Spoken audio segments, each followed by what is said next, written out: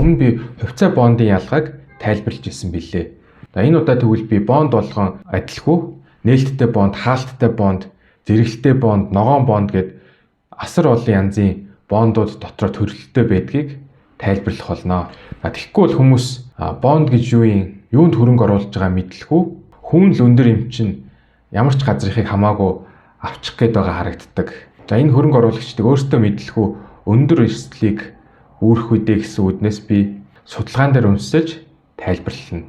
Бондыг энгийнээр тайлбарлахад бол та өөрийгөө банк гэж үзээд та компанид мөнгөө зээлдүүлж гинэ гэж бодчих хэрэгтэй.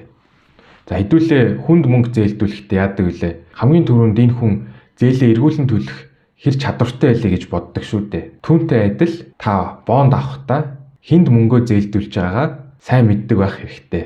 Бондууд хоорондоо төрлөөрөө ялгаатайгаас гадна мэдээж хүүгээрээ бас ялгаатай байдаг шүү дээ. Эрсдэл хэр их вэ? Түүнийг дагаад бондын өгөөжөл өндөр байдаг. Эрсдэл бага байх юм бол өгөөж нь бас түүнийг дагаад бага байдаг байгаа. Тэгвэл яаж энэ өгөөж ер нь тогтдсон бэ гэдгийг хэдүүлээ харцгаая. Сая ярьсанчлан хүү бол аливаа санхүүжилт татж байгаа этгээдийн эрсдэл дээр тулгуурладаг байгаа. Хамгийн сүүр хүү бол засгийн газрын үнэт цаас эсвэл Монгол банкнаас гаргадаг бодлогын хүүгээр үтсчиж болно. Бодлогын хүү бол одоо бол яг 12% байна. Энэ нь бол нэлээд өндөр байна. Бусад улстай харьцуулахад. Яагаад гэвэл зэрэг Монгол улс бол илүү эрсдэл өндөртэй болохоор зэрэг хүн нас өндөр 12%. Энийг бол Япон эсвэл Америктэй харьцуулах юм бол бараг 3-4 дахин илүү өндөр байгаа. Бодлогын хүүгийн дараа хадгаламжийн хүү байгаа. Бодлогын хүү 12% байхад хадгаламжийн хүү бол 12-оос 16% хүүтэй байгаа. Энэ хадгаламжийн хүү яаж тогтж ийнэ гэхээр зэрэг бодлогын хүүн дээр нэмэх нь банкны эрсдэл нэмэгдэж байгаа. Том хаан банк эсвэл хас банкнууд бол илүү том найдвартай гэж үзэж байгаа тул хадгаламжийн хүүнийг 12%-тай л бага байхад ариг эсвэл тээвэр хөгжлийн банк энэ төрөл системийн нөлөө бүхий банк биш тул арай илүү өндөр эрсдэлтэй гэж үзэж байгаа тул өндөр 16% хүүг хүртэл санал болгодог байгаа. Харин энэ дээр бол хадгаламжийн хүү одоо ингээд 16% хүртэл амжина. Бонд бол тэрнтэй адилхан эсвэл тэрнээс илүү өндөр ээжиж хөрөнгө оруулагчдыг татах хэрэгтэй болж байгаа. Энэ олон зуун бараг 300-аад бонд дундаас хэрхэн хамгийн сайныг нь шилж авч судалдаг болох вэ гэдгийг л би танд заах гээд байгаа юм. Хэр эрсдэлтэй зүйлд та хөрөнгө оруулахчаа гэдгийг энэ ашид хөрөнгө оруулалтын сангийнхан сайхан судалгаагаар бол гаргасан байна л да. 2025 оны сүүлээр гаргасан судалгаа байгаа. Тэд нар бол яг энэ 110 бонд гаргагчийн 129 бонд дээр бол ингээд эрсдлийн үнэлгээ хийсэн байгаа юм. Тэндээс юу олсон бэ гэхээр зэрэг дүгнэлт нь бол тал нь бол хөрөнгө оруулж болохоор зэрэглэлийн шаардлага хангахуйц бондууд байгаа. 37% буюу 3/1 нь бол дефолт speculative буюу бүр асар өндөр эрсдэлтэй хаалттай бондуудыг салбараар нь аваад үзэхэд бол 42% нь бол банк ус санхүүгийн байгууллага эзэлдэг байгаа. Ер нь бол хаалттай эдгээр өндөр хүүтэй бондуудыг бол дийлэнх нь бол банк ус гаргадаг. Салбарууд дундаас бол хамгийн өндөр эрсдэлтэй нь бол дэд бүтц байна. Уул уурхай, тэгээ тээвэр гэсэн энэ гурван салбар бол өндөр эрсдэлтэй дотроо бол орсон байна. Харин банк санхүүгийн бондууд бол харьцангуй бага эрсдэлтэй дээр бол одоохонд бол байгаа юм байна. Одоо хамгийн чухал хэсэг болох бонд хэрхэн авах вэ? Бонд авахдаа юун дээр анхаарах вэ гэдэг дээр бол ирлээ. Энэхүү сургалт нь миний төлбөртэй сургалтуудын нэг байгаа тул та бүтэн бичлэгийг авахыг хүсвэл комент хэсэгт 1 гэж бичээд эсвэл шууд Facebook Messenger-ээр холбогдоод авах боломжтой байгаа. Бондыг бол нээлттэй болон хаалттай бонд гэж бол үзсэн. Нээлттэй бондыг бол авахтай бол та брокерийнхоо гар утасны аппаараа ороод шууд авчих боломжтой байдаг. 100,000 төгрөгөөр нэгж бондыг бол хөвчлэн авдаг байгаа. Харин хаалттай бондыг бол та зайлшгүй үн цаасны компани дээр очиод гэрээ байгуулж иж авдаг. Хамгийн доод дүн бол 10 саяас эхлээд бол хаалттай бондоос бол авах боломжтой байдаг. Та нээлттэй бонд авах хүсэлтэй байгаа. Гэхдээ нээлттэй бондоо судалмаар байгаа. Үн цасны танилцуулгын яаж заавал брокер руугаа хандахгүйгээр өөрөө ингээд олж авах боломжтой гэхээр зэрэг та Монголын өрнгийн биржийн вебсайт руу ороод үнэт цаас гэж ороод өрийн хэрэгсэл гээд орох хэрэгтэй. Өрийн хэрэгсэл гэж ороод компани ингээд харах юм бол та биржийн бус зах зээлд бүртгэлтэй бондуудын жагсаалт гэдэг байгаа. Энэ дээр бол ингээд бүх жагсаалтууд байгаа.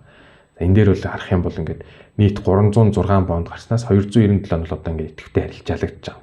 Та тэгэхээр эднээс бол ингээд шилж жагаад өөрийнхөө дуртай бонд бол авч болно гэсэн үг. За би энэ бол ингээд үнд цаасны бүх шалгуурыг бол хангасан үнд цаас гэж байна. Ямар ч гэсэн шалгууруудаа бол бүгдийг бол хангацсан байх нэ.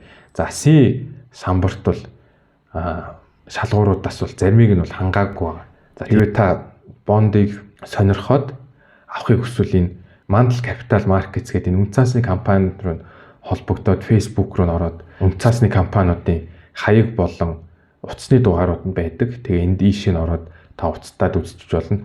Зээлдэгч нараас ирсэн зээлийн өсөлтийн материал дээр хийдэг судалгааны арга байдаг 5C гэдэг. За ямар шалгуураар хийдэм бэ гэхээр зэрэг 5C буюу character, capacity, capital, collateral, condition гэсэн юм 5 байдаг. За эхнийх нь бол зан чанар гэдэг байгаа. За зан чанар бол одоо тэр бонд гаргагч нь хэр найдвартай вэ гэдгийг хинбэ гэдгийг нь бол судлах нь байна. Тийм үү. Тэгэхээр бонд гаргаж исэн түүхтэй мүү гэдгийг нь бол харчих хэрэгтэй.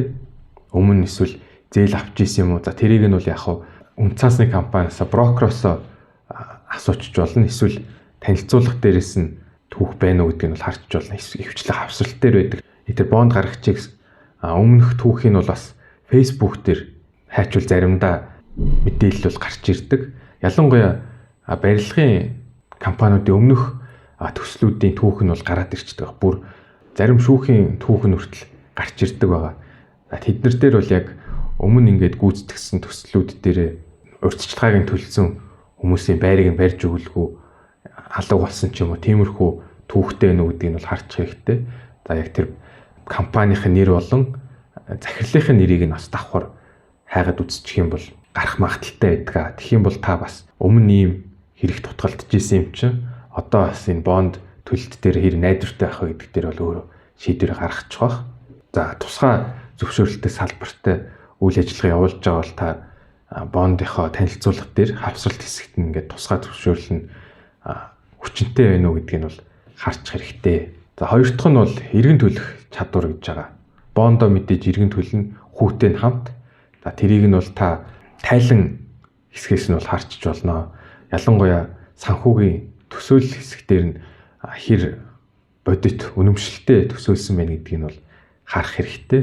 Мөн орлого нь хэр ийм хэлбэлцэлтэй гэдэг юм бэ гэдгийг нь бол харчих хэрэгтэй. Зарим жил ингээд амар өндөр орлого ашиг хийгээд зарим жилд нь ингээд асар бага хийсэн байвал бас таны бондын төлбөрийг ирэх 1 жил эсвэл жил хагас 2 жилийн хугацаанд яг төлж чадах уу гэдэг дээр бас бага зэрэг асуултын тэмдэг үүсгэж байгаа юм л та. За тэгээд балансын тайлын хэсгээс бол бондын үндсэн төлбөрийг одоо 1 тэрбумын бонд гаргалаа гэж яхад нийт өр төлбөр нь эзэдийн өмчтэйгөө эзэдийн өмчөөсөө хэр өндөр эсвэл бага юм бэ гэдгийг бол харчих хэрэгтэй. За эзэдийн өмч нь ингээд 1 тэрбум бахад за компани 1.2 тэрбум эзэдийн өмчөөс илүү өндөр өр төлбөртэй байвал тэр бол бас шар тугыг чинь бол мандуулж ах нэг санамж болж өгөхийг бол өмнөх санхүүгийн шинжилгээний бичлэгээс бол хэдүүлээ үзсэн. За ингээд та бонд дээр хэрхэн судалгаа хийдэм бэ гэдгийг сурч авснаар та бонд авахтаа ашиглаад илүү оновчтой хөрөнгө оруулалтын шийдвэр гаргах болов гэдэгт би итгэлтэй байна.